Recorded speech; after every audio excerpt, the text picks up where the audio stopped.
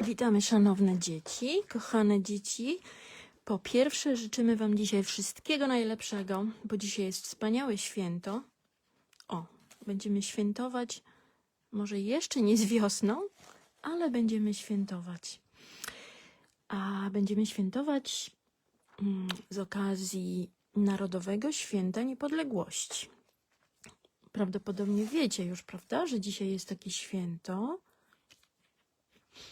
Cieszymy się, że ponad 100 lat temu Polska odzyskała niepodległość.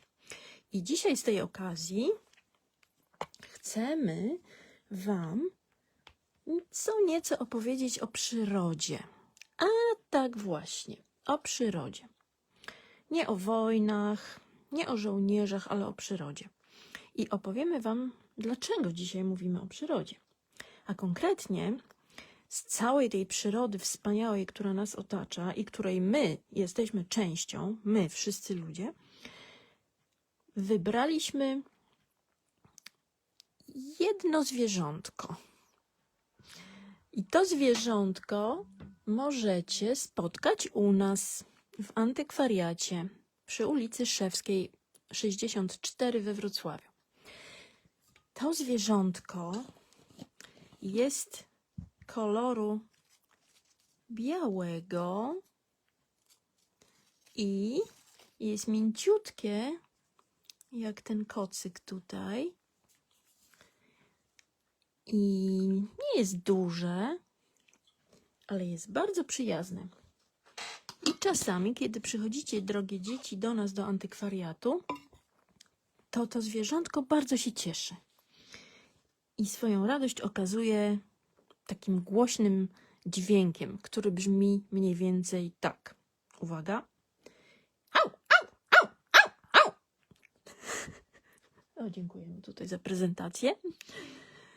To było: dzień dobry, cieszę się, że tu przyszedłeś. Albo dzień dobry, cieszę się, że tu przyszłaś. To było powitanie w języku naszego zwierzątka. A tym zwierzątkiem jest piesek. A ten piesek ma na imię jak? Może niektórzy wiedzą, ale jak nie wiedzą, to się dowiedzą. My dzisiaj o tym prawdopodobnie powiemy, jeśli nie zapomnimy, ale na razie, na początku, pokazujemy Wam symbol dzisiejszego święta, czyli kolor biały i czerwony, czyli kolory naszej flagi narodowej, a to jest też, jak to się nazywało, czekajcie, kotylion? Niepodległościowy kotylion, który się nosi przypięty na kurtce albo szaliku, albo czapce. I ten kotylion będzie nam tu dzisiaj towarzyszyć. O, tu sobie go włożymy za klepsydrę. Pamiętacie, że nasz czasomierz piaskowy nazywa się klepsydra. Dobrze, pierwsza część naszego spotkania dzisiaj będzie adresowana do dzieci, a druga część do ich dorosłych opiekunów. Zaczniemy zatem od Świerszczyka. Kiedyś to było popularne czasopismo dla dzieci i my chcemy Wam pokazać numer Świerszczyka wiosenny, dlatego że ta niepodległość, którą dzisiaj świętujemy, to jest tak naprawdę wiosna dla państwa polskiego i dla nas wszystkich. Więc zawsze sobie myślimy wtedy: ach, jak cudownie, znowu niedługo będzie wiosna. Teraz jest troszeczkę zimno, ale niedługo będzie wiosna, więc będzie ciepluśko. Słuchajcie, Świerszczyk. Kto zna Świerszczyk? Wspaniałe czasopismo, w którym bardzo wiele można się dowiedzieć o przyrodzie, między innymi. I my Wam chcemy właśnie powiedzieć o przyrodzie, żebyście wiedzieli, jak połączyć przyrodę z historią, z tą uroczystością dzisiejszą. Jak to się wiąże? Jak to się kojarzy? Przyroda i dzisiejsze Święto Niepodległości. My Wam o tym powiemy i będzie to dotyczyć oczywiście naszego antykwariatu. Świerszczyk. Magazyn dla dzieci. Numer 8 z roku 2014. Zobaczcie, chcemy Wam pokazać, co jest w Świerszczyku i że to jest naprawdę wspaniała gazetka, czasopismo dla dzieci. które od dawna jest wydawane i zawiera wiele pięknych ilustracji, zagadek, wierszyków, także czasami piosenek i opowieści. Możecie się z tego czasopisma wiele dowiedzieć. Na przykład tutaj jest wiersz pod tytułem Wiosenna pisanka. To jest zabawne, że my w listopadzie mówimy o pisankach, prawda? Ale już wyjaśniliśmy na początku dlaczego. Wiosenna pisanka. Biegła pisanka, mijała wioski, miasta, osady, pola, ugory, bory, ogrody, lasy i sady. Mijała parki, drogi, ulice, place, placyki, skwery i skwerki, klomby, rabatki oraz... Co to jest? Kto zgadnie? Biegła pisanka w prawo i w lewo i tak dalej. Mamy u siebie w antykwariacie stare numery świerszczyka, zabytkowe. Kiedyś wam je pokażemy, ale zapraszamy, to wyjmiemy i pokażemy, chyba że ktoś przyjdzie szybciej i je kupi, bo to są zabytkowe, bardzo stare naprawdę świerszczyki z lat 50. z pięknymi ilustracjami i nie mają takiego śliskiego papieru jak tutaj, mają chropowaty papier miły w dotyku. Chcemy wam pokazać, jak świerszczyk wygląda i zobaczcie, tu jest między innymi o przyrodzie. Są takie zabawy logiczne, gry logiczne lub zabawy logiczne, czyli takie, przy których trzeba się skupić i rozwiązać jakąś zagadkę, jakieś trudne zadanie, ale takie trudne, że da się rozwiązać, czyli dla was na pewno łatwe. Są też takie obrazki, które uwielbialiśmy, kiedy byliśmy mali. Zobaczcie, jak to było kiedyś. Znajdź 10 szczegółów, którymi różnią się te obrazki. I to jest tak napisane. Odszukaj co najmniej 10 szczegółów, którymi różnią się obrazki przedstawiające zabawy w lany poniedziałek. Jeden i drugi. One tak na pierwszy rzut oka są takie same, ale różnią się 10 szczegółami. I zadanie to polega na tym, że trzeba wynaleźć te szczegóły, którymi różnią się te dwa obrazki. Takie zadania uczą spostrzegawczości, uważności. Uczą też, jak oglądać obrazki, czemu się przyglądać, na co zwracać uwagę. I zobaczcie, tak na pierwszy rzut oka znajdujecie jakieś różnice. No po kolei. Zasada, przynajmniej u nas, była zawsze taka, że patrzyliśmy na kolejne części obrazków i porównywaliśmy je, czy one się różnią. Kaczka, kaczka, kaczusia, kaczusia, kaczusia, kaczusia. Nie różnią się. Listki, listki, kwiatki, chyba konwalie, prawda? Listki, listki, kwiatki, konwalie. Ale, uwaga, co to jest? Patrzcie. Tutaj konwalie mają 3 kwiatuszki, a tutaj tylko 2. Czyli mamy już jeden szczegół, którymi różnią się te obrazki. Później jest ich więcej. Na przykład na niebie 1 chmurka, 2 chmurki. I potem jak rozwiążemy takie zadanie, no to dostajemy na pewno nagrodę, prawda? Co mamy dalej w świerszczyku? Zobaczcie.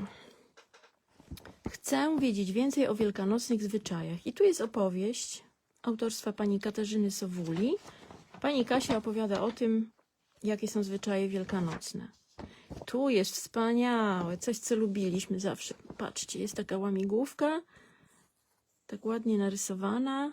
Mówi się wśród dorosłych, że to jest narysowane linearnie, czyli linią. To nie jest pokolorowane. Można to sobie pokolorować, ale zadanie polega na znalezieniu szczegółów z przyrody. Zobaczcie. Z przyrody. Tulipan, ptaszek, motyl. Nie, to nie motyl. Kto to jest? To ćma może? Nie no, ślimak fruwający. Może ślimak fruwający. Motyl, jaskółka. Nie wiadomo. Ślimaczek, listek, bocian. Znowu ptaszek i znowu kwiatek. Dobrze, jedziemy dalej. Zagadkomat. Tutaj są zagadki. Z jaskółką ponoć ma coś wspólnego, ale nie z jedną. Wtedy nic z tego. I tutaj odwrotnie jest napisana chyba odpowiedź, ale nie będziemy jej tutaj wam mówić. Rok ma tylko jedną, a my co rok więcej. W związku z tym kobiety załamują ręce. Dalej mamy szyfrant Klusek donosi. Szyfrant Klusek, proszę. Tu jest taka opowieść trochę kryminalna. Odgryzając uszy czekoladowego zajączka wielkanocnego, król Zenon Wielki z wielkim zdziwieniem odkrył w nim liścik. Pomyślał, że to może życzenie świąteczne od któregoś z poddanych, ale niestety nie potrafił odczytać tych dziwacznych gryzmołów, a przecież wystarczyło wykreślić wyrazy na literę G, by dowiedzieć się, że... O, to świetne jest. To jest tekst, który uczy szyfrowania. A szyfrowanie to bardzo jest ciekawa rzecz. Głęboko donoszę gołąbka, że grzyby w kopniętym królestwie głupi grudzień dzieją się straszne grabie rzeczy. I tak dalej. Rzeczywiście brzmi to bez sensu, ale gdyby wykreślić wyrazy na literę G, to tekst będzie wyglądać tak. Donoszę, że w kopniętym królestwie dzieją się straszne rzeczy, a król Zenon pewnie niedługo pęknie z przejedzenia, jak balon. Dalej mamy stronę monochromatyczną. Co to znaczy? To jest takie długie, trudne słowo. Monochromatyczna. Monochromatyczny to znaczy bez kolorów, tylko czarno-biały. Bo w fizyce, a konkretnie w optyce, czarny i biały to nie są kolory. Kolory to są między czarnym a białym, czyli to jest to rozszczepienie widma światła. Nie, albo widmo światło, to jest rozszczepiona fala świetlna. Oj, oj, oj. Oj, nie znamy się tak całkiem na fizyce, wybaczcie, ale tak, widmo światła to jest rozszczepiona fala świetlna, o ile dobrze pamiętamy. I tutaj są monochromatyczne obrazki. Nazywają się one kotek, mamrotek, mamropisanki. A tu już jest barwna ilustracja, czyli nie jest monochromatyczna, tylko barwna. Tu mniej więcej monochromatyczny jest ten fragment, który przedstawia głowę słonia, a że to jest słoń, to wiemy stąd, że ma trąbę. Co mamy dalej? A to jest ciąg dalszy tej opowieści i tu mamy piękne ptaszki, które nazywają się jak? Zagadka. I kończy się opowieść i zaczyna się później część pod tytułem Wiosenne podróże. No i jest krzyżówka. Uwielbiamy krzyżówki. Uwielbiamy krzyżówki. Ale nie kupujemy tych książeczek z krzyżówkami. No jakoś tam jest ich aż za dużo. Ale uwielbiamy krzyżówki w starych czasopismach. Całe nasze dzieciństwo i młodość minęła na krzyżówkach. Rozwiązywaliśmy ich bardzo dużo. I tu jest krzyżówka. Wiosenna, obrazkowa krzyżówka ogródkowa. No, wspaniały sposób na to, żeby uczyć się o przyrodzie, prawda? Co my tu mamy? To tak podpowiedź. Chyba że nie będziemy znali nazwy tych kwiatów, ale to jest hiacynt. Hiacynt. To jest osa. To jest Nie, to jest narcyz. To jest żonkil. A to chyba jest na stawach rośnie. Jak to się nazywało? Kaczeniec? To jest stokrotka ogrodowa. To jest zawilec, a to jest... Co to jest? Fiołek. I teraz jeszcze chcemy Wam opowiedzieć o przyrodzie. I teraz pytanie, czy tu jest to zwierzątko, które u nas mieszka? Popatrzcie, w całym świerszczyku nie ma tego zwierzątka. Nawet tutaj na obrazkach szukamy, szukamy, szukamy. Jak już powiedzieliśmy, jest to piesek. Czy my tu znajdziemy pieska? Nie ma tu pieska. W całym numerze nie ma pieska. Nie, to jest niemożliwe. Musimy go znaleźć. Jakiegokolwiek pieska. Szukamy, szukamy. Nie ma. Jeju. A może tu? Jest tu piesek? No nie ma, tu są pisanki i koszyczek wielkanocny. Ale za to jest kotek. Jest kotek. Prawie taki jak nasza mała Nutka. Bo nasz kotek biało-czarny nazywa się Nutka. Nutka jest z innej rodziny niż Tycjan, ten rudy jegomość. Dlatego inaczej się zachowuje, zupełnie inaczej. Nutka jest nieobliczalna. Nieobliczalna to znaczy, że nie wiadomo, co zrobi za 5 minut. I lepiej jej nie głaskać, bo ona może drapnąć. Boi się, ale też bardzo jej zależy na tym, żeby ją głaskać, ale nie do wszystkich lgnie. Nie wszystkim daje się głaskać, ale lepiej, będąc dzieckiem, jej nie dotykać. Bo ona jeszcze nie wszystko rozumie. Ona nie wie, że wy, jak przychodzicie do nas, to między innymi dlatego, że kochacie zwierzątka, między innymi właśnie kotki. Patrzcie, drugi kotek. Prawie jak nasz Tycjan, tylko ten jest brązowo-beżowy, a nasz Tycjan jest rudy. Nasz Tycjan jest z rodziny Dantego, czyli z rodziny rudych kocurów. No niesamowite, w całym numerze nie ma ani jednego pieska. Rety, kotlety. No tutaj są kury, jest kot. No nie ma. Jest baranek, są ślimaczki. A może tu? Tu jest jakiś komiks. Piesek, piesek, piesek. Nie ma pieska. No dobrze. Trudno. Ale za to mamy coś innego, gdzie są pieski. Więc słuchajcie. Jak ta przyroda łączy się z dzisiejszym Świętem Niepodległości? Otóż, tu wam pokażemy taką wkładkę do gazety, która wyszła dawno temu, ale ktoś nam przyniósł tą wkładkę, żeby jej po prostu nie wyrzucać, bo to są bardzo ciekawe rzeczy. I ktoś, kto się interesuje psami, no to może to sobie powiesić na przykład na ścianie, bo tutaj są psy rasowe. I nasz piesek jest psem rasowym. I teraz pytanie, jaka to rasa? I bardzo często, kiedy do nas ludzie przychodzą, to mówią, że to jest, uwaga, ten ktoś, kim nasz piesek nie jest. Mówią, że to jest szpic. Nasz piesek nie jest szpicem, ale jest rasą z grupy psów szpicowatych.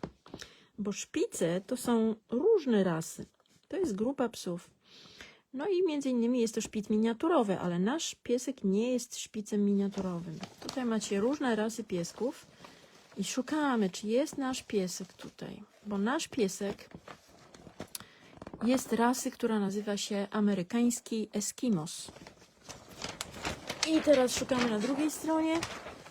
I słuchajcie. Ciach, ciach, ciach, patrzcie. Jest czy nie ma? Jest czy nie ma?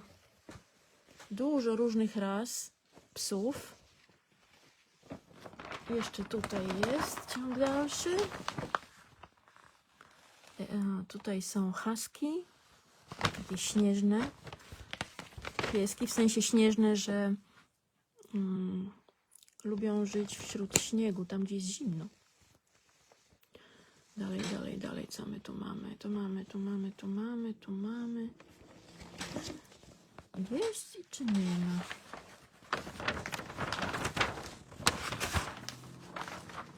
No, a może tu będzie? Lecimy, lecimy, lecimy, lecimy. O, o, o. Patrzcie, tu jest podobny. Tu jest podobny piesek do naszego. I ta rasa nazywa się tutaj Samoyed. A nasz piesek to jest rasa amerykański Eskimos. Samoyed to jest rasa jedna, amerykański Eskimos to jest rasa druga. On jest podobny do Samoyeda, ale Samojedy często są większe, dużo większe. Nasz amerykański Eskimos jest malutki. I jakie ma imię? Napiszemy to pod tym nagraniem, jak opublikujemy. Chyba że wymsknie nam się w czasie nagrania. Albo dobrze, powiemy. Powiedzieliśmy, że tutaj husky są śnieżne, a nasz kokos jest śnieżny, ale nie nazywa się Śnieżyk, ani Śnieżka, ani Śnieguś, tylko nazywa się kokos, bo jest taki biały jak kokos.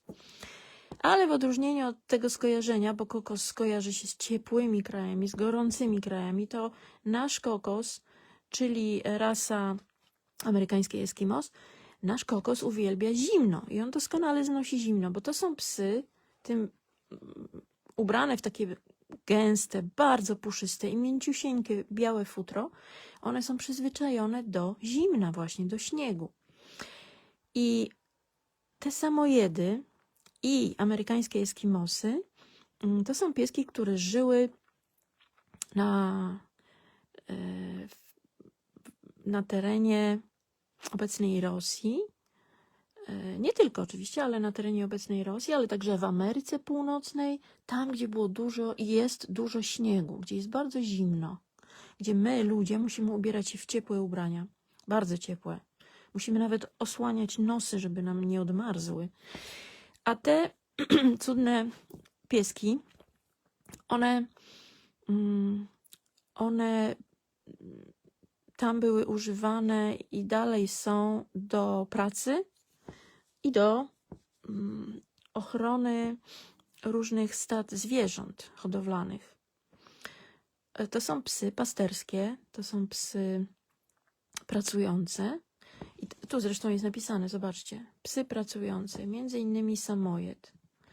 I między innymi psem pracującym jest amerykański Eskimos, czyli nasz kokos. No i on rzeczywiście pracuje.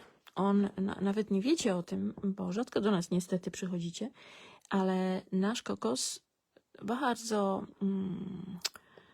bardzo często pojawia się wśród regałów, patrzy, kto przyszedł, wita gości, czytelników głośnym szczekaniem i wiele osób wtedy myśli, że on jest agresywny, ale właśnie w ten sposób kokos się wita. On się wita w ten sposób z ludźmi, których zna, którzy często do nas przychodzą i on wtedy się domaga czego? Pogłasz mnie, hał, hał, hał. No dokładnie tak. Domaga się głaskania, powitania. Bo dla pieska powitaniem jest ze strony człowieka pogłaskanie, wyrażenie sympatii, uśmiech. One to wszystko widzą i czują. To są bardzo mądre zwierzęta. Zresztą jak wszystkie inne zwierzęta. Włącznie z człowiekiem, ale pieski są bardzo, bardzo inteligentne. I właśnie amerykańskie Eskimosy przodują w inteligencji. One naprawdę są inteligentnymi pieskami. Może położymy sobie tak, żebyście jeszcze widzieli tego naszego kokosia. I w tym czasie teraz poczytamy Wam troszkę o amerykańskim Eskimosie, czyli o tej rasie, której to jest nasz kokos. Te informacje, które teraz przeczytamy, to są ze strony, której link wkleimy w komentarzu po projekcji betsy.pl. Historia i pochodzenie rasy amerykańskiej Eskimos. Tu nie będziemy wszystkiego czytać, ale tylko niektóre rzeczy. Amerykański Eskimos to rasa psów, która wywodzi się z Niemiec, gdzie były znane jako niemieckie szpic. W XIX wieku te psy zostały sprowadzone do Ameryki Północnej przez niemieckich imigrantów i szybko zyskały popularność jako psy rodzinne oraz stróżujące, czyli właśnie ochraniające zwierzęta, a pracujące. W czasach II wojny światowej nazwa rasy została zmieniona na American Eskimo Dog, czyli amerykańskie Eskimos, a po angielsku American Eskimo. Rasa ta jest częścią grupy psów szpicowatych, do której należą również takie rasy jak Keeshond, Pomeranian czy Samoyed. Szpice, czyli to jest grupa tych ras, są znane ze swojej inteligencji, energii oraz niezależności. Amerykańskie Eskimos dzieli te cechy z innymi rasami szpicowatych, ale jednocześnie posiada unikalne cechy charakterystyczne tylko dla tej rasy. Przez lata hodowla tych psów skupiała się na zachowaniu ich naturalnych zdolności myśliwskich i pasterskich, co sprawia, że są one doskonałymi towarzyszami zarówno dla osób prowadzących aktywny tryb życia, jak i dla rodzin z dziećmi. Co jest ważne, że amerykański Eskimus musi codziennie wyjść na spacer, zresztą jak każdy piesek, przecież to jest zwierzę przyrody, prawda? One muszą wyjść na spacer. Amerykański Eskimus nasz kokos codziennie wychodzi na spacer, biega sobie czasem tutaj przy naszej witrynie, ale codziennie kursuje w tej i we w te, od domu do antykwariatu i z powrotem, spacerkiem.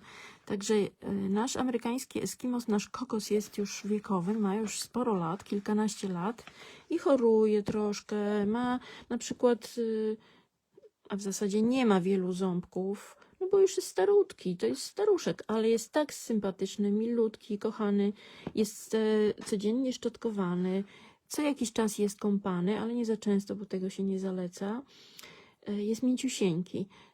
Także jest to nasz kochany przyjaciel, równie dla nas ważny jak Tycjan, a nawet taki, jakby to powiedzieć, bardziej rodzinny. Bo Tycjan to jest kot, który, jakby to powiedzieć, on ma swoją planetę.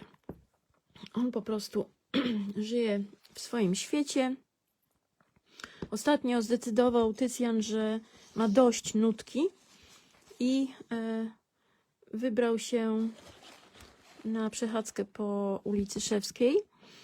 Niektórzy się pewnie dziwili, że taki piękny, rudy kot nawet miał obruszkę, ale gdzie się zapodział, że on chodzi sobie swobodnie, a on po prostu za każdym razem, jak ktoś otwiera drzwi, to on czmycha. I najprawdopodobniej dlatego, że miał dość nutki, bo nutka jest tak towarzyska i tak energiczna, że gdzie Tycjan siądzie, to ona go od razu dopadnie i próbuje się z nim bawić. A że Tycjan się nie bawi, po prostu, no to nuta nie daje za wygraną i go dosyć męczy, więc tak sobie myślimy, że Tycjan ma dość nuty. No ale bawić się uwielbia z kolei kokos, czyli nasz amerykański Eskimo. Eskimos. Natomiast niestety kokos jest zazdrosny o nutę i nie chce się bawić z nutą, tylko z nami. I za każdym razem, kiedy ktoś z nas głaszcze nutę albo bierze ją na kolana, to natychmiast pojawia się kokos i domaga się atencji, domaga się uwagi. Dobrze, ale teraz tak, pytanie. Jak nam ta przyroda i ten w ogóle amerykański Eskimos wiąże się z dzisiejszą uroczystością, czyli rocznicą odzyskania niepodległości przez Polskę? No otóż tak, że jak już powiedzieliśmy wcześniej, amerykański Eskimos, samojed i inne rasy szpicowate, ale przede wszystkim właśnie samojedy i amerykańskie Eskimosy, to są psy, które pracowały właśnie na obszarze Syberii. A to właśnie na Syberię wysyłano za karę wielu Polaków, mężczyzn i kobiety, za karę. Kiedy Polska była pod zaborem, kiedy była okupowana przez Rosjan, to wielu Polaków wysyłano tam na Syberię, na ten zimny, bardzo zimny teren, gdzie wielu z nich umierało, a wielu z nich musiało jakoś przeżyć. I te psy właśnie pomagały im często w pracy. Poza tym samojed to jest nazwa, która pochodzi od rdzennych ludów, czyli ludzi, którzy tam właśnie na Syberii od dawien dawna mieszkają. To są samojedzi albo samojedy, tak nazywają się też ludzie, albo inaczej Nieńcy. I to właśnie na teren samojedów, tych ludzi, wysyłano Polaków za karę, że zrobili coś, co się nie podobało caratowi rosyjskiemu w czasie zaborów.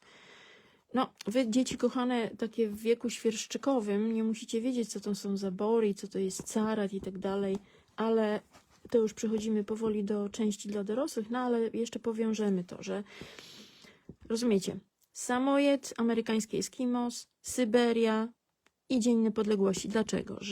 Dlatego, że Józef Piłsudski, który jest osobą najbardziej kojarzoną z Dniem Niepodległości i ze Świętem Niepodległości, właśnie był zesłany, tak to mówimy dorośli, był zesłany na teren Syberii za karę, bo zrobił coś, co nie podobało się właśnie Rosjanom tamtych czasów.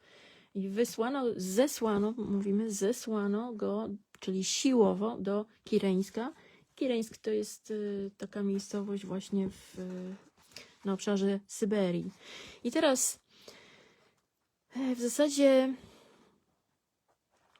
przechodzimy już płynnie do części dorosłej. Chcemy polecić Państwu książkę, może nie jedną książkę, ale ogólnie książki z serii Biblioteczka Zesłańca, którą wydaje Polskie Towarzystwo Ludoznawcze. Kiedyś to towarzystwo mieściło się na naszej ulicy Szewskiej, tam gdzie jest obecnie Instytut Kulturoznawstwa oraz Instytut Etnologii i Antropologii Kulturowej. Natomiast Polskie Towarzystwo Ludoznawcze przeniosło swoją siedzibę w inne miejsce, ale nadal wydaje książki oraz prowadzi wspaniałą bibliotekę, którą gorąco polecamy. Wiele książek do nas trafia wydawanych przez PTL, w skrócie, czyli Polskie Towarzystwo Ludoznawcze, które sprzedają oczywiście czytelnicy albo członkowie rodziny osób zmarłych, które się pozbywają księgozbioru, co zawsze nas smuci swoją drogą. To jest specyfika współczesności, tutaj znak zapytania, czy tylko współczesności, że po śmierci członka rodziny, który posiadał ogromny księgozbiór, członkowie rodziny pozbywają się tych książek, sprzedają je. Nie ma już takiej tradycji zbierania książek, gromadzenia księgozbioru, czy profilowanego, czy nie, ale członkowie rodziny pozbywają się książek, sprzedają te książki albo je oddają, często je wyrzucają bez nawet przejrzenia, bo wynajmują firmy, które, brzydko mówiąc, ale tak to funkcjonuje, czyszczą mieszkanie po zmarłej osobie. I do nas często trafiają te książki. Chcemy je ratować, bo dla nas każda książka jest cenna. Każda, naprawdę. Żadnej książki nie jesteśmy w stanie wyrzucić na śmietnik, bo to nie jest śmieć, to jest książka. I nie jesteśmy w stanie nawet ciąć książek, tak jak czynią niektóre osoby, które robią różne grafiki, kolaże i wycinają fragmenty książek, żeby przykleić sobie gdzieś tam na jakąś planszę. No nie robimy tego. Nie chcemy tego robić i jesteśmy przeciwni takiemu traktowaniu książek. Książka papierowa ma swoje ogromne zalety. Kiedyś może porozmawiamy znowu tak tutaj na prezentacji, jakie zalety ma książka papierowa. Dobrze, wróćmy do tej książki. Polacy w Syberii. Zwróćcie uwagę. Polacy w Syberii. Syberia to jest kraina. To jest ważny przyimek, który w polszczyźnie współczesnej zamieniony został na Syberię. Ma to swoje znaczenie w języku i w kulturze i w historii. Może nie będziemy się teraz rozwodzić jakie, ale zwróćcie uwagę, to jest książka napisana w drugiej połowie, dokładnie nie wiemy, kiedy pan Librowicz napisał tą książkę, może kiedy napisał, ale kiedy ją wydano, przepraszam, w 1884, kiedy ją napisał, właśnie nie do końca wiemy, ale XIX wiek, kiedy mówiono w Syberii. Także wtedy mówiono w Śląsku, w Litwie i tak dalej. No, teraz się mówi też w Ukrainie, kiedyś też mówiono w Ukrainie, zresztą Ukraińcy mówią w Ukrainie. Ale to są różne zdania na ten temat, natomiast zwróćmy uwagę, że pan Zygmunt Librowicz napisał Polacy w Syberii.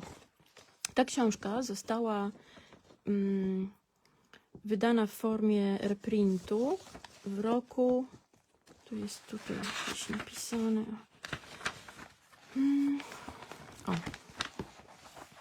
w roku 1993 przez to Polskie Stowarzyszenie, Polskie Towarzystwo Ludoznawcze we Wrocławiu, Biblioteka Zesłańca oraz Stowarzyszenie Wspólnota Polska.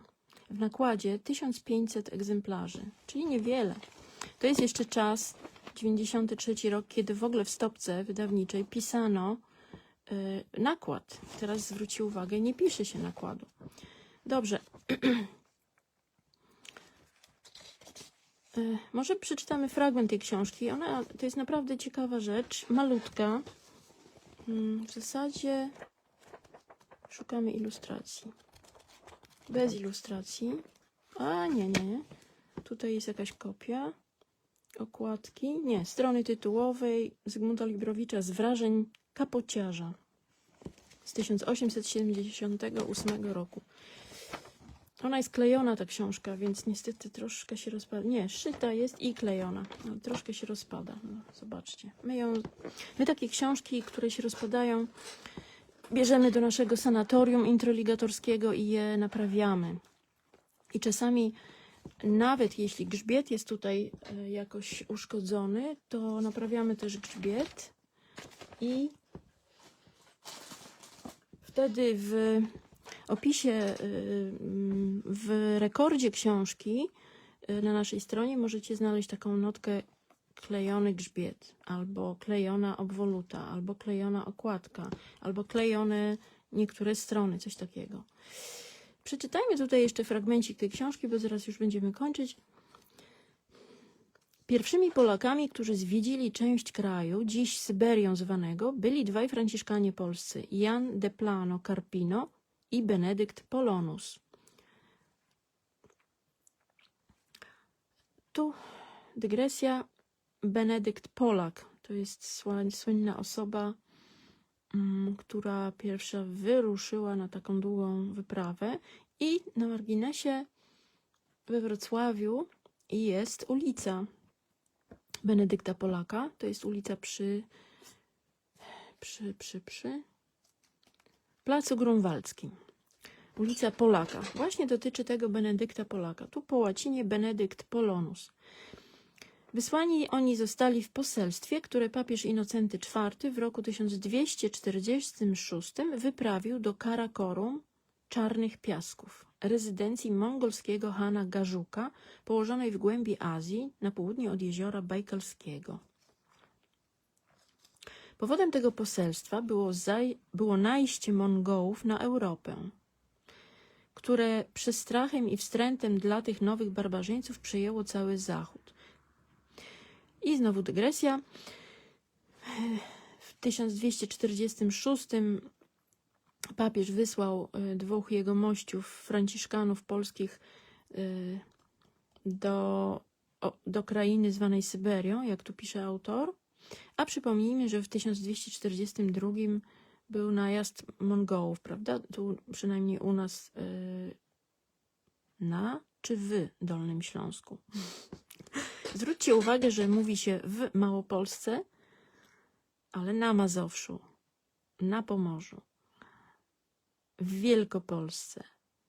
Dlaczego? To jest bardzo ciekawe.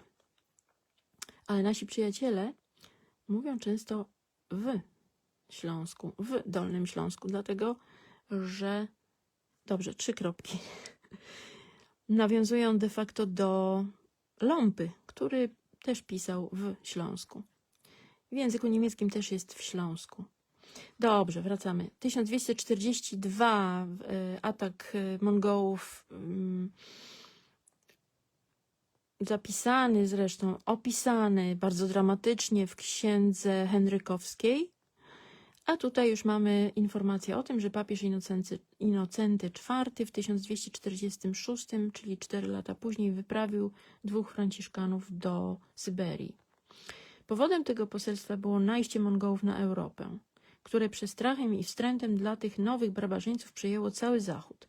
Cesarz, król francuski i papież chcieli zakląć tę burzę, która już ogromnie huczała nad Europą, a potokami krwi i ognia zalewała Ruś, Polskę i Węgry.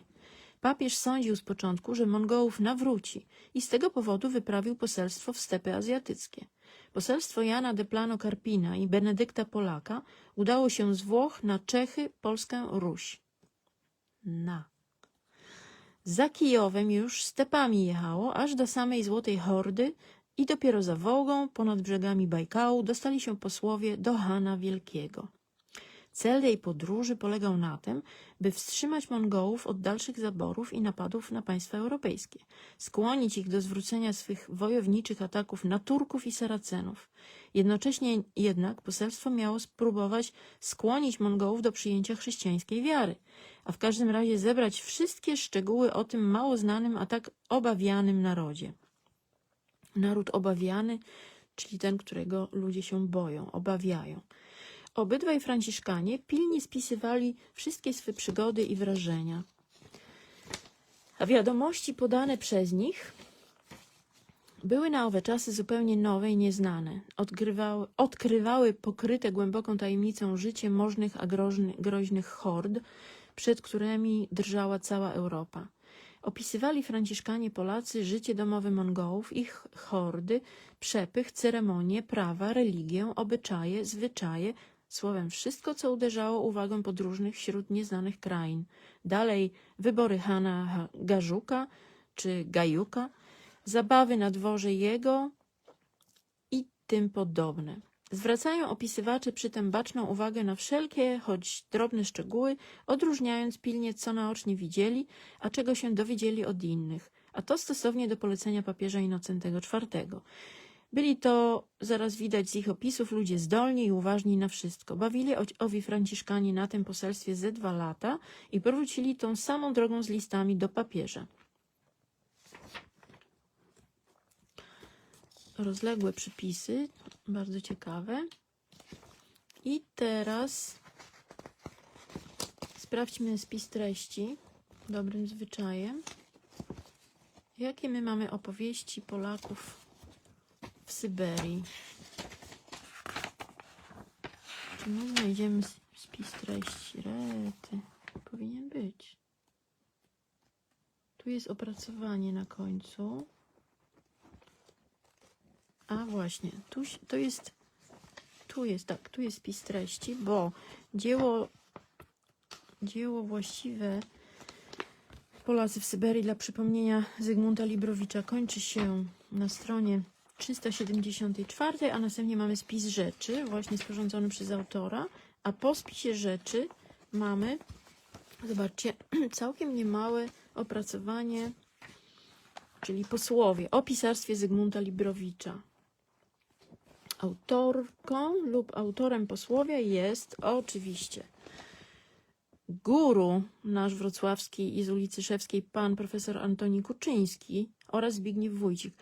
Pan Antoni Kuczyński to jest guru w zakresie zsyłek zesłańców Polaków na lub w Syberii. Wrocławski specjalista, etnolog. Dobrze, spójrzmy na spis rzeczy. Zobaczcie. Bogactwo dzieł o Syberii. Pierwsi Polacy. W skrócie czytamy. Nicefor Czernichowski.